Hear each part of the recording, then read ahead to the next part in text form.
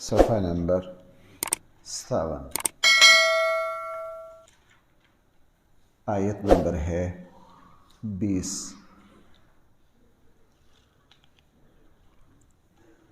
آیت نمبر ہے 20۔ بسم اللہ الرحمن الرحیم۔ الحمد للہ رب العالمین والصلاة والسلام على سید الانبیاء والمرسلین وعلى آلہ واصحابہ اجمعین۔ اما بعد فاعوذ باللہ من الشیطان الرجیم۔ بسم اللہ الرحمن الرحیم۔ يا أيها الذين آمنوا أطيعوا الله ورسوله ولا تولوا عنه وأنتم تسمعون ولا تكونوا كالذين قالوا سمعنا وهم لا يسمعون إن شر الدواب عند الله الصم بكم الذين لا يعقلون ولو علم الله فيهم خيرا لأسمعهم ولو أسمعهم لتولوا وهم معرضون يا أيها الذين آمنوا استجيبوا لله وللرسول إذا دعاكم لما يحييكم واعلموا أن الله يحول بين المرء وقلبه وأنه إليه تحشرون۔ صدق اللہ مولانا العظیم۔ قرآن کریم نے ارشاد فرمایا، اے وہ لوگوں جو ایمان لائے، اطیعوا اللہ ورسولہ، اطاعت کرو اللہ اور اس کے رسول کی۔ اگر آپ حقیقت سمجھیں تو جنگ بدر میں کامیابی کی وجہ اور مسلمانوں کو ہر میدان میں کامیابی کے لیے جو سب سے بنیادی قوت ہے، قرآن نے اس آیت میں اس کا ذکر کر دیا۔ اب دیکھیں پیچھے ایسی کوئی بات نہیں ہے، بھائی ایک اہم نقطے پر ذرا توجہ دینا، پیچھے ایسی کوئی بات نہیں ہے، جنگ کا ذکر چلتا آ رہا ہے، درمیان میں قرآن نے یکدم کیا کہا، یا ایھا الذین آمنوا۔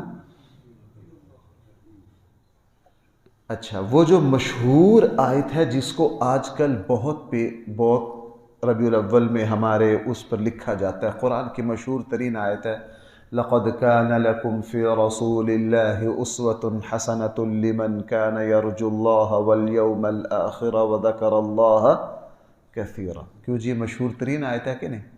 ہم نے نبی کریم صلی اللہ علیہ وسلم کو تمہارے لیے بہترین نمونہ بنایا۔ آپ اس آیت کو بھی کھول کے دیکھو۔ میں نے ایک مرتبہ اس موضوع پر جب اس آیت پر دماغ اٹکا نا تو میں نے پھر اس موضوع کو کافی دیکھا۔ اب وہ جو آیت ہے اس کے آگے پیچھے بھی جنگ کا ذکر ہے۔ سورہ احزاب کی یہ آیت ہے، غزوہ خندق اور غزوہ احزاب کا ذکر ہو رہا ہے 21ویں پارے میں۔ پیچھے بھی غزوہ احزاب ہے، آگے غزوہ احزاب اور غزوہ بنو قریظہ ہے۔ قرآن نے درمیان میں کہا، لَقَدْ كَانَ لَكُمْ فِي رَسُولِ اللَّهِ أُسْوَةٌ حَسَنَةٌ۔ یہاں بھی آگے بھی جنگ کا ذکر ہے، آگے بھی غزوہ بدر کا ذکر آئے گا اور اس کے بعد تبوک کا ذکر ہے۔ قرآن درمیان میں بار بار کہے گا، اطیعوا اللہ ورسولہ، اللہ کی اطاعت کرو، اللہ کے رسول کی اطاعت کرو۔ کیوں؟ مسلمانوں کو یہ بات سمجھا دی کہ تمہارا اور کافروں کا جنگ میں کامیابی اور فتح کا قانون اللہ کا اور ہے۔ دنیا کو فتح ملے گی مادی وسائل پر، لیکن مسلمان کو فتح صرف مادی وسائل پر نہیں مل سکتی۔ اگر مادی وسائل پر ملتی ہوتی تو ہم اس وقت سب سے اعلیٰ فوج اور ایٹم رکھتے ہیں، ہم پوری دنیا پر غالب آ چکے ہوتے۔ مسلمان کو یہ سبق دے دیا کہ اصل تمہاری قوت کیا ہے، اللہ اور اس کے رسول کی اطاعت اور فرما برداری۔ اللہ اور اس کے رسول کی اطاعت اور فرما برداری، اس پر جب تک تم قائم رہو گے، جب تک تم قائم رہو گے، کفر تمہیں شکست نہیں دے سکتا۔ رسول اللہ صلی اللہ علیہ وسلم کے صحابہ نے بدر میں کیا کیا تھا؟ انہوں نے یہی تو بات دکھائی تھی جو ہمارے نظروں میں چھوٹی سی حقیقت میں بہت بڑی۔ میں نے شروع کے درسوں میں عرض کیا تھا، آپ علیہ الصلاۃ والسلام مدینہ منورہ سے ان کو 100 کلومیٹر دور لے گئے، تیاری سے گئے نہیں، 313 گئے، اچانک گئے، تجارتی قافلہ کے لیے گئے۔ بعض صحابہ نے کہا اللہ کے نبی میرے اونٹ پہاڑی سے پیچھے چل رہے ہیں، ان کو لے آؤں؟ اللہ کے نبی نے فرمایا نہیں، دیر لگ جائے گی۔ ایک صحابی نے کہا اللہ کے نبی میرا اسلحہ فلاں کے پاس پڑا، جا کے لے آؤں؟ فرمایا نہیں، رہنے دو۔ وہاں چلے گئے۔ وہاں جا کر ان کا ذہن میں تھا کہ 60-70 ہزار کا تجارتی قافلہ، اس کو لوٹنا کیا مشکل ہے، لیکن آگے یکدم صورتحال تبدیل ہو گئی۔ اب رسول اللہ صلی اللہ علیہ وسلم نے مشورہ کیا ان سے، مدینہ والوں سے بطور خاص۔ میں نے پچھلے درس میں عرض کیا تھا، اللہ کے نبی نے جب صحابہ کو بٹھا کے رائے لی، صدیق اکبر کھڑے ہوئے، خوب اللہ کے نبی کی تائید، لیکن حضور نے فرمایا صدقت، تم نے ٹھیک کہا، خوش نہیں ہوئے۔ تو حضرت عمر حیران ہوئی، یار ابو بکر کی بات پر اللہ کے نبی راضی نہیں ہوئے۔ حضرت عمر کھڑے ہوئے اور خطابت کے جوہر دکھائے۔ اللہ کے نبی نے فرمایا عمر تم ٹھیک کہہ رہے ہو۔ اب سارے صحابہ ہوئے کہ ان دو بزرگوں کی بات پر تو اللہ کے نبی مطمئن ہو جاتے ہیں، آج نہیں ہو رہے۔ تو حضرت مقداد بن اسود کھڑے ہوئے، وہ سمجھ گئے کہ اللہ کے نبی کو وہ معاہدہ پریشان کر رہا ہے جو مدینہ والوں سے ہوا تھا کہ ہم آپ کی حفاظت کریں گے کہاں، اور آج ہماری اجازت کے بغیر اللہ کے نبی بدر میں 100 کلومیٹر دور آ گئے۔ مقداد بن اسود کھڑے ہوئے اور وہ تقریر کی جس کے کچھ اجزاء میں نے آپ سے عرض کیے تھے۔ اللہ کے حبیب ہم آپ کے ساتھ ہیں، آپ ہمیں یمن تک لے جائیں، آپ ہمیں شام کے کناروں تک لے جائیں، آپ کے ساتھ ہیں۔ کہیں سمندر میں اترنے کا کہیں اتریں گے، آگ میں کودنے کا کہیں کودیں گے۔ ہم موسیٰ کے ساتھی نہیں ہیں، ہم محمد الرسول اللہ صلی اللہ علیہ وسلم کے ساتھی ہیں۔ یہ موسیٰ کے ساتھیوں نے کہا تھا فَاذْهَبْ أَنْتَ وَرَبُّكَ فَقَاتِلَا، تو جا اور تیرا رب جا، تم لڑو، ہم یہاں بیٹھے ہیں، ہم آپ کے دائیں بائیں آگے پیچھے لڑیں گے۔ اور اسی لیے مقداد بن اسود اور صحابہ اکرام نے جو آپ حضرات نے دیکھا بدر جو گئے ہیں، میدان بدر آگے ہے اور وہ جو عریش جہاں مسجد عریش ہے وہ کنارے پر ہے۔ یہاں حضرت سعد بن معاذ نے رسول اللہ صلی اللہ علیہ وسلم کو خیمے میں ٹھہرا کر پتہ کیا کہا تھا؟ کہا تھا اللہ کے حبیب اگر آپ دیکھیں کہ ہم جنگ میں مغلوب ہو گئے ہیں تو آپ دور ہیں، آپ یہاں سے مدینہ چلے جائیں، مدینہ میں آپ کے ایسے جان نثار موجود ہیں جو ہر طرح سے آپ کی حفاظت کریں گے۔ قرآن کریم نے صحابہ کرام کی اس ادا پر راضی ہو کر بھائی پھر فرشتے آسمان سے، وہ جو مشہور ہے نا فضائے بدر پیدا کر، وہ شعر ویسے نہیں کہہ دیا گیا، وہ 100% قرآن کی اس آیت کی ترجمانی کی گئی ہے۔ اس لیے مسلمان کو یہ کہا گیا ہے یا ایھا الذین آمنوا، اے ایمان والو، اطیعوا اللہ ورسولہ، تم اطاعت کرو اللہ اور اس کے رسول کی۔ ربیع الاول میں کہیں بھی بیان ہو میں اس بات کو درمیان میں ضرور لاتا ہوں کہ بھائی اصل نبی کریم کا حق ہم پر یہ ہے۔ کل میرا ایک جگہ مختصر سا درس تھا، وہاں میں نے رسول اللہ صلی اللہ علیہ وسلم کے حقوق بیان کیے۔ یہ بات ضرورت اس لیے ہے، بڑے بڑے ماشاءاللہ لوگ پروگرام کروا رہے ہیں، کروانے چاہیے بھائی، ہم کسی کو روکتے نہیں ہیں، لیکن کسی سے پوچھ لیجئے۔ میں چند دن پہلے ایک دوست کے یہاں تھا، وہاں کچھ اور علماء مہمان تھے، انہوں نے بتایا کہ جی ہمارے یہاں ایک پروگرام ہوا ہے اور ہم تقریباً یہ 31واں یا پتہ نہیں 21واں پروگرام ہے، تقریباً 24-25 لاکھ روپے ہم خرچ کرتے ہیں۔ انہوں نے ساری تفصیلات سنائی۔ جب وہ ساری تفصیلات سنا چکے نا تو میں نے بڑے نرم انداز میں ان سے کہا، میں نے کہا ماشاءاللہ آپ سارا کچھ بہت اچھا کیا آپ نے، لیکن آپ کو رسول اللہ صلی اللہ علیہ وسلم کے حقوق یاد ہیں کہ اللہ کے نبی کے ہم پر کتنے حق ہیں؟ اللہ کے نبی کے ہم پر کتنے حق ہیں؟ اب وہ خاموش۔ میں نے کہا ماشاءاللہ آپ نے سیرت پر 21 پروگرام کروائے، بہت اچھا کیا، میں آپ کو غلط نہیں کہہ رہا، آپ ماشاءاللہ 30 35 لاکھ روپے خرچ کر رہے ہیں، برا نہیں کیا۔ آپ کو پتہ ہے رسول اللہ صلی اللہ علیہ وسلم کے حقوق ہم پر کتنے؟ قاضی ایاس، اللہ تعالیٰ ان کی قبر پر کروڑوں رحمتیں نازل کرے، انہوں نے الشفا لکھی 2 جلدوں میں، میرے پاس بھی ہے، لائبریری میں بھی ہے ہمارے یہاں۔ اس کتاب کا نام ہی ہے الشفا فی حقوق المصطفیٰ صلی اللہ علیہ وسلم۔ کمال کا نام رکھا قاضی ایاز نے، الشفا فی حقوق المصطفیٰ صلی اللہ علیہ وسلم۔ میں یہ 2 جلدیں حضور کے حقوق کیا ہے 2 جلدوں میں اور تفصیل سے اللہ کے نبی کے حقوق بیان کیے۔ اللہ کے نبی کا ہم پر ایک یہ حق ہے، یہ حق ہے۔ تو وہ تھوڑی دیر سوچ کے کہنے لگے مفتی صاحب ہمیں تو پتہ نہیں ہے۔ میں نے کہا بھائی آپ نے ماشاءاللہ اتنا پیسہ لگا لیا ہے، اللہ کے نبی کے حقوق ہی یاد کر لیجئے۔ اگر میرے والد اور میرے ماں باپ گھر میں بھوکے ہوں اور پورے شہر میں ماشاءاللہ سخاوت کے دریا بہا دوں تو یہ میری مغفرت نہیں ہو سکتی، چونکہ اللہ کے نبی نے فرمایا الرضا فی رضا الوالدی، اللہ کی رضا رضا الرب فی رضا الوالدی۔ تو اس لیے میں نے پھر ان کے سامنے کچھ حقوق بیان کیے۔ تو ان حقوق میں سب سے پہلا حق رسول اللہ صلی اللہ علیہ وسلم پر ایمان لانا ہے، اور دوسرا حق رسول اللہ صلی اللہ علیہ وسلم کی اطاعت اور فرما برداری کرنا ہے۔ ایک دوسری بات، جنگوں کے درمیان میں قرآن یہ آیت دوسری اس وجہ سے لاتا ہے، وہ بڑی گہری بات ہے۔ عام حالات میں جو چیزیں معاف نہیں ہیں جنگ میں وہ معاف ہوتی۔ بھائی اصول کیا ہے؟ عام حالات میں جو چیزیں معاف نہیں ہوتی جنگ میں۔ اب ہم قبلہ سے رخ موڑ کر نماز پڑھ سکتے ہیں؟ حالت جنگ ہو تو جدھر کو رخ ہو کیا کر لو، پڑھ لو۔ میدان احد میں رسول اللہ صلی اللہ علیہ وسلم نے ابو دجانہ کو دیکھا تلوار لے کے آکڑ کے چل رہے ہیں۔ رسول اللہ صلی اللہ علیہ وسلم فرمایا ابو دجانہ اللہ کوئی آکڑ کی چال پسند نہیں، لیکن میدان میں بڑی پسند ہے، یہاں ٹھیک کر رہے ہو۔ کالا خضاب عام زندگی میں نہ لگا سکتے ہیں لیکن میدان جہاد میں لگا سکتے ہیں۔ جنگی چال کے طور عام زندگی میں دھوکہ نہیں دے سکتے، جنگی چال کے طور پر دھوکہ دے سکتے ہیں کہ نہیں دے سکتے ہیں؟ بہت سارے احکام ایسے ہیں جو عام زندگی میں معاف نہیں، حالت جنگ میں بھائی کیا ہے؟ معاف ہے، چونکہ وہ حالت ایسی ہے۔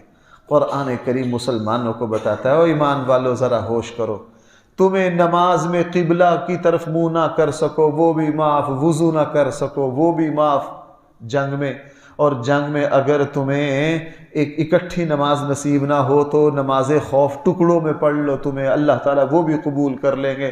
اگر تم کافروں کے سامنے اکڑ اور غرور کی چال چلو وہ بھی اللہ معاف کر رہے ہیں، اگر کہیں دھوکہ دو گے اللہ وہ بھی معاف کر رہے ہیں۔ لیکن ایک بات کان کھول کے سن لو، جب اللہ تعالیٰ اپنے اور اپنے نبی کی فرما برداری تمہیں جنگ میں معاف نہیں کر رہے ہیں تو عام حالت میں کیسے معاف کریں؟ پھر میری بات سمجھ پائیں؟ اگر نہیں سمجھے تو میں اس کو دوسری طرح عرض کروں۔ مجدد صاحب رحمہ اللہ نے ایک مرتبہ اپنے مریدوں سے سوال کیا ہے بھائیو نماز کا قبلہ کیا ہے؟ سب نے کہا جی بیت اللہ۔ نماز کا قبلہ کیا ہے؟ کہنے لگا جی باقی زندگی کا قبلہ کیا ہے؟ اب کسی کو جواب نہ آئے تو مجدد صاحب نے فرمایا لوگوں کان کھول کر سن لو، جس طرح نماز کا قبلہ بیت اللہ ہے اسی طرح مسلمان کے ہر عمل کا قبلہ محمد الرسول اللہ صلی اللہ علیہ وسلم ہے۔ یہ قبلہ ہے مسلمان کے ہر عمل کا قبلہ بھائی کون ہے؟ نبی کریم صلی اللہ علیہ وسلم اور آپ کی سنت۔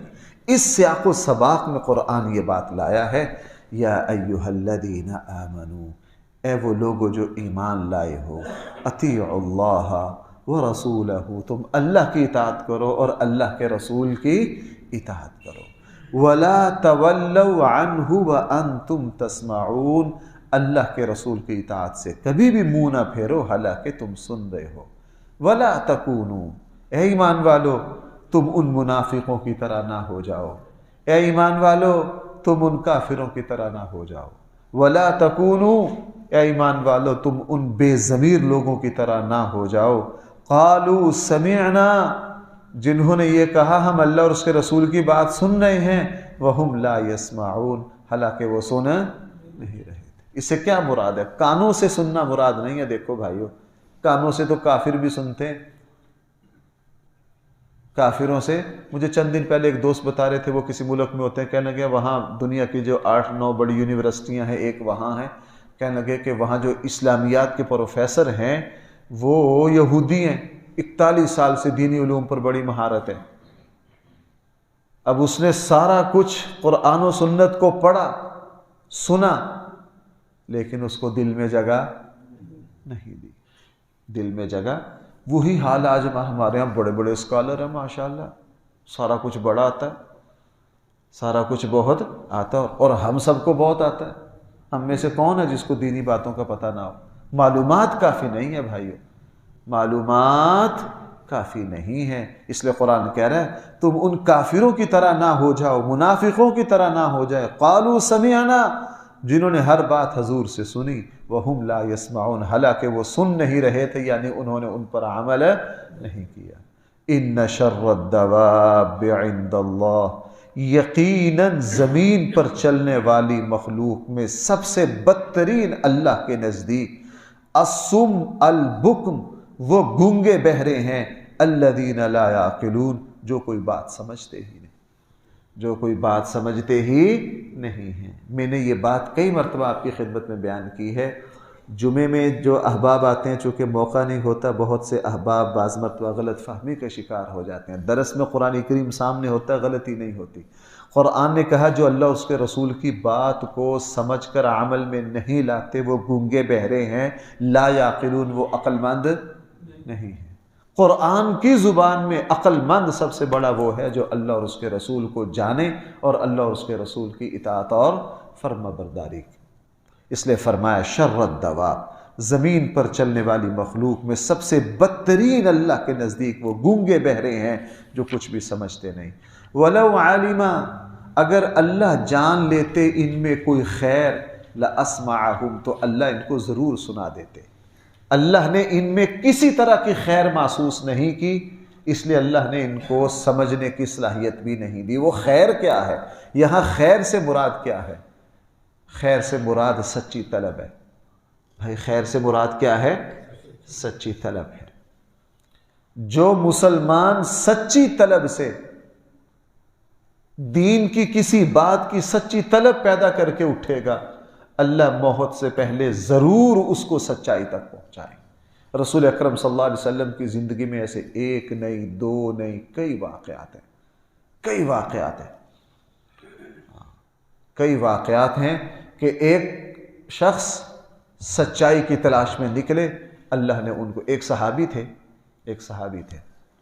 اپنی قوم سے، اصل یمنی ہیں یہ، اپنی قوم سے بدظن رہتے تھے. اپنی قوم کو کہا کرتے تھے جن بتوں کو تم پوجتے ہو نا، یہ بت تمہارے خدا نہیں ہیں.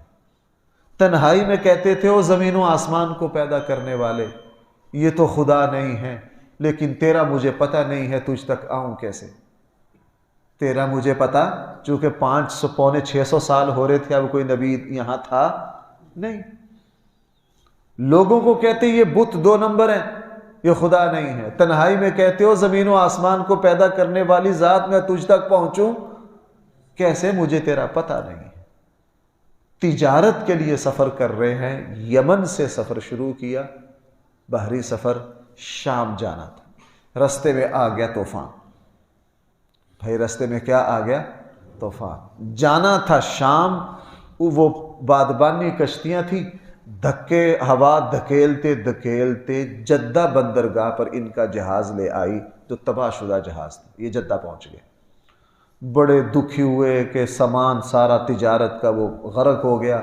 جانا کہاں تھا؟ شام، اور پہنچ کہاں گئے؟ جانا تھا پشاور، پہنچ کراچی گئے، الٹ سمت پہنچ گئے. بڑے دکھی تھے کہ جدہ 2 شخصوں کو دیکھا، وہ آپس میں گفتگو کر رہے تھے کہ مکہ میں ایک صاحب آئے ہیں جو یہ کہتے ہیں میں اللہ کو پہچانتا ہوں، میں اللہ کا نبی ہوں. کان کھڑے ہو گئے فوراً، ان کی بات سنی. بات سن کر کہا شام بعد میں دیکھیں گے، مال تجارت ڈوب گیا، اس کی کوئی پرواہ نہیں. وہاں سے سفر کیا، مکہ پہنچ گئے، رسول اللہ صلی اللہ علیہ وسلم تک پہنچ گئے، اللہ کے نبی کی بات سنی اور ایمان لے آئے اور ابتدائی مسلمانوں میں شامل ہو گئے. اب چونکہ طلب سچی تھی، اللہ نے کہاں سے کہاں پہنچا دی. طلب سچی تھی، اللہ نے کہاں سے کہاں پہنچا دیا. اس کے صحابہ اکرام کے اتنے، آج لوگ کہتے ہیں یار کوئی ڈھنگ کا عالم دین نہیں ہے. میں یہ نہیں کہہ رہا کہ ہم میں سینکڑوں خامی ہیں بھائیو، ہم جیسے کیسے نکمے ہیں. آپ اپنے اندر سچی طلب پیدا کیجئے، اللہ نالائقوں سے ہی آپ کے کان تک سچی بات پہنچا دے. بعض مرتبہ بڑے بڑے ڈاکٹروں سے فائدہ نہیں ہوتا، عام کسی گلی والے بندے سے بندہ کوئی ایسی بات اور ایسا ٹوٹکا سن لیتا ہے، اس سے فائدہ ہو جاتا ہے۔ کیوں فائدہ ہوا؟ چونکہ جس بندے کو تکلیف ہے، اس کے اندر سچی طلب ہے، وہ بیچارہ مارا مارا پھر رہا ہے کہ کہیں سے میرے مرض کی تلاش ہے، میرے مرض کا علاج مجھے مل جائے۔ سچی طلب ایسی چیز ہے انسان کو کہاں سے کہاں پہنچا دیتی۔ وہ ایک مشہور واقعہ ہے نا کہ پرانا زمانہ ماچس ہوتی نہیں تھی، ایک خاتون ایک گھر میں آئی کہ ماں جی گھر میں آگ ہے، آج سے کو 50 سال پیچھے ادھر ادھر سے آگ لے لیتے تھے چونکہ ماچسیں نہیں ہوتی۔ تو وہ بوڑھی خاتون نے کہا بیٹی ہمارے گھر میں تو چولہا بڑی دیر سے بجھ گیا نہیں ہے۔ وہ ساتھ والے گھر میں گئی، وہ ٹائم اس محلے کے کھانے پکانے کا نہیں تھا۔ وہ بڑی اماں کہنے لگی بیٹا اس وقت تو کسی گھر میں بھی چولہا نہیں جل رہا ہوگا، تجھے کہاں سے آگ ملے گی؟ وہ 6-7 گھروں میں گئی، 8ویں گھر سے جا کے اس کو آگ مل گئی۔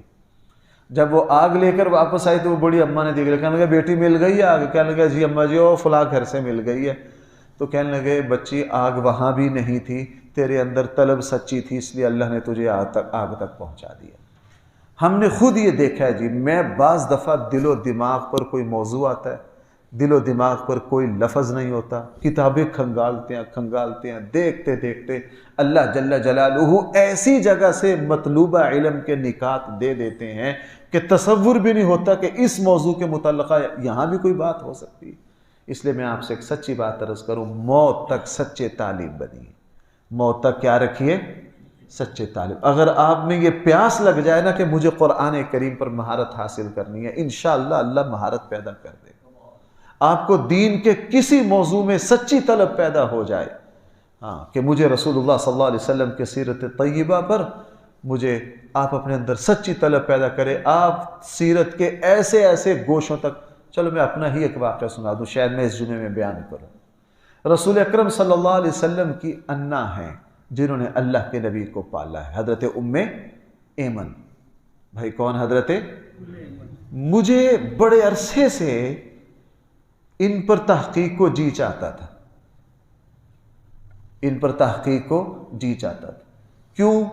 رسول اللہ صلی اللہ علیہ وسلم کے والد خاندان کی یہ باندی تھی۔ حضرت آمنہ جب فوت ہوئی ہیں، رسول اللہ صلی اللہ علیہ وسلم چھوٹے سے تھے، تو اس وقت بھی اللہ کے نبی اس بچے کو کس نے سنبھالا؟ ام ایمن نے سنبھالا۔ یہی اللہ کے نبی کو ماں کی طرح لے کر آئی اور حضور کے بعد تک زندہ رہیں۔